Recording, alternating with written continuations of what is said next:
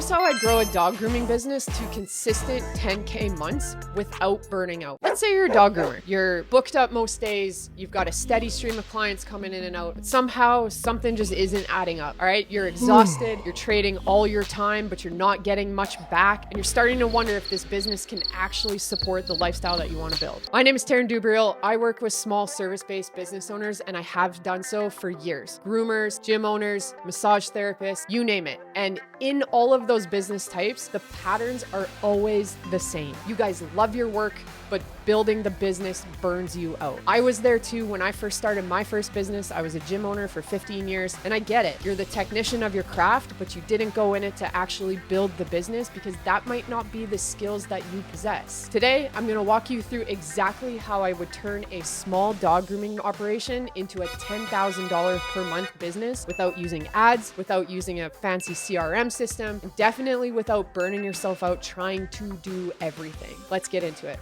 Here's the reality. Most grooming businesses are stuck in this exact same loop. You get booked, but it's inconsistent. You have no way to pull the calendar open and know what your money is going to be like at the end of the month. People cancel, there's no predictability to that, and you don't know how many people are coming in that are going to take up future reservations in your calendar. That's concerning. The second thing is that you're offering hourly rates or you're charging a la carte, which means that your revenue is going to get capped. And that's because you're exchanging time for money, and it's just you, so there is only a limited amount of time available, and your revenue is capped. So that number will always stay consistently the same, and you don't possess ways to make that grow any higher, yet your lifestyle needs need it to be higher. That's a problem. The third thing is that you don't have any recurring income. You're always chasing next week's clients. You have no way to know what that income is going to be next week, so you have to make sure that those people stay in, and if they don't, you have bigger problems. Fourth thing is that you haven't trained your clients to book in regularly.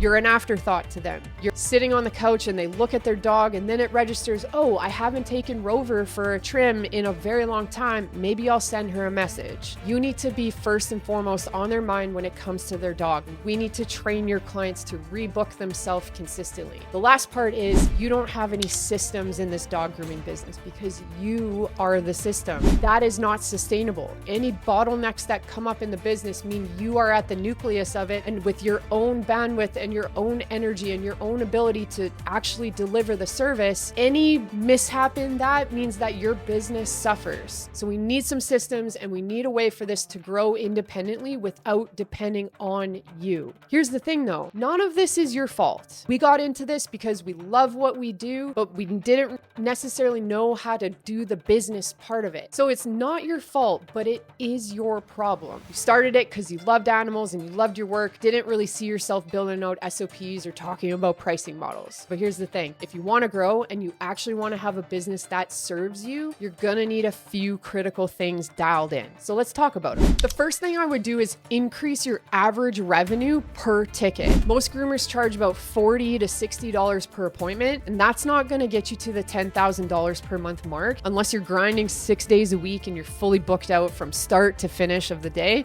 It's not sustainable. Instead, what I would do is this. I would create 3 pricing tiers and I would bundle your services together within those tiers. So that might look like your first level being just basic. It means you give the dog a wash, you dry them off, and you maybe trim their nails. That seems like a pretty basic package that most dog owners for sure know that they want. From there, up 1 level, we might do like a standard package. It means you're gonna wash and dry them, you're gonna cut their hair, you're gonna cut their nails, and then you're gonna do the dreaded ear cleaning, because most dog owners, when they see that, absolutely get my dog's ears super squeaky clean. As a dog owner myself, I definitely could appreciate that. From there, for the bougie owners and the bougie doggos, we go up to the premium level. By no means am I making fun of you guys, because I am definitely one of those. So a premium offer might look like everything that we've already talked about. So you wash the dog, you dry them, you cut their nails, you cut their fur, you give their ears a good cleaning, and then you might do some de-shedding, you might do some teeth cleaning, and then you might even offer offer like a specialty shampoo while you're washing them. The idea is that when you start talking to your clients, you want to start pushing people towards that middle tier, that standard package, and then to the premium options. But don't think that people aren't going to buy it. People will buy it because pet parents want the best for their dogs. That's me. I'm telling you. Pet parents are willing to pay for that bougie luxury treatment for their animals, knowing that they're going to come out squeaky clean, smelling really good, and they are also going to enjoy it themselves. A little asterisk here, if you want an optional bonus, you can introduce add-on upgrades when you're working with your client. It's just kind of like how a car wash operates. It's as simple as, hey, do you want me to add a teeth brushing on for Rover? It's only just $10. Most times your clients are going to say yes, because that's an easy $10 for a great ROI for the dog. The second thing I would do is I would implement a rebooking system. This one thing can change so much. I know it sounds like a no-brainer or like cliche, but you would be surprised at how many small business owners just in general do not have rebookings built into their systems with their clients. So right now you're probably working on a system where you wait for your clients to book in with you. And the problem is that most of them don't,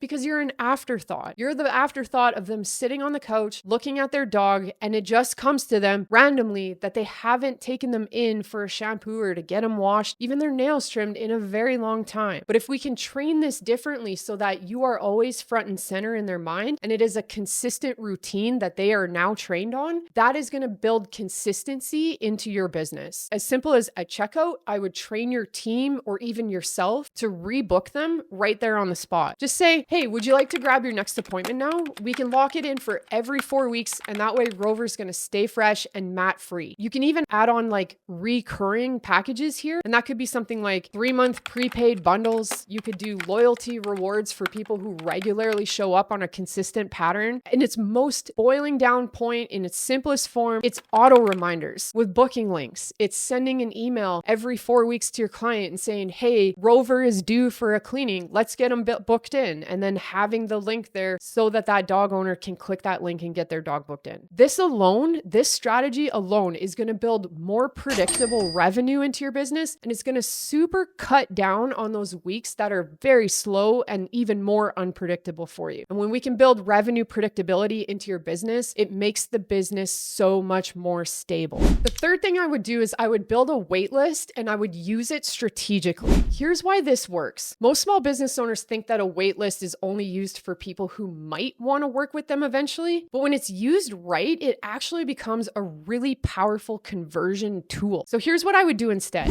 I would start really simple with like a Google form or maybe on Calendly on their waitlist feature, and I would just create a formal waitlist. Even if you're not technically booked out, you're going to position it like this. Hey, we are currently accepting new clients by waitlist only, and that's to ensure the best high quality service. That line alone is a really great way to introduce it, that if you want to be a new client, you have to be on the wait list. Then I would leverage it to create urgency. You're going to let people know when spots are open to book on your calendar, but only if they're on that list. It means you're going to DM that list directly, or you might email something out that says, hey, a spot just opened up for Thursday at 2 p.m. Do you want to book your dog in? Being reminded directly like that, most dog owners are going to take advantage of it when it's just so directly invitational like that. Then you can use this list as a marketing asset. You're going to take a screenshot of the waitlist count, and you can post that to your Instagram stories or your Facebook stories and say client openings and show where that waitlist is. Even if it's just one opening, it's just a way to create scarcity in your business. And when people see urgency and scarcity, they're more likely to take action. This is an awesome strategy. It builds perceived demand, and it makes your business look like it's premium. Well, it is. So it's not that it's just looking like. Your business is premium. What you do is awesome, and it's valuable, and it's worth it. The best part is it flips the power dynamic so that you are in control of your calendar and not your clients.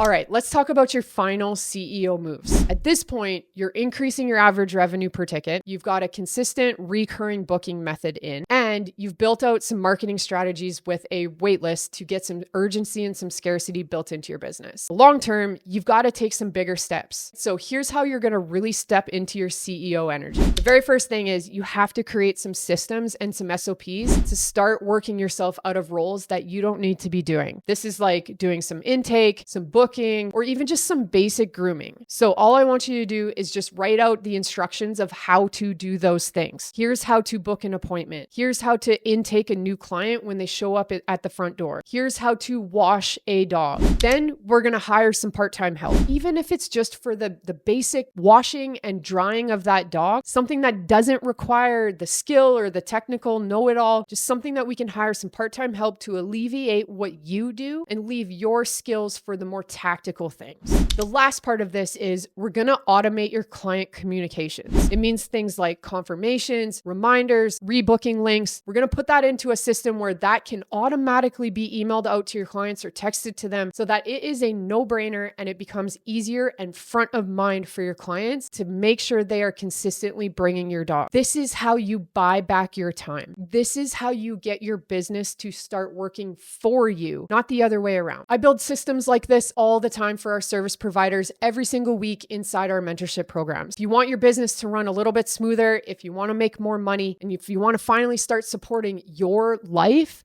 this is exactly the kind of stuff we do inside the CEO Clubhouse. Drop a comment if you want me to cover any other service-based industry next, or if you want me to go in deeper on any one of these pieces. And if you're a dog groomer, let me know if this hit. You're probably closer than you think.